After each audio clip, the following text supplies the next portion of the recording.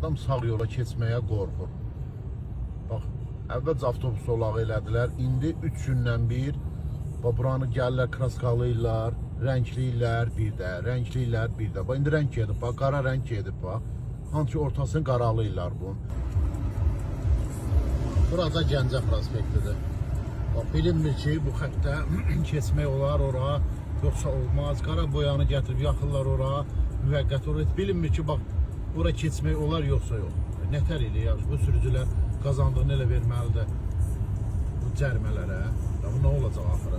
Nə qədər boya vurmaq olar? Bu boyda boyanı bura artığını vurduğunuzda gedib xət çəkilməyən yolların hamısını təzələyərdiniz də.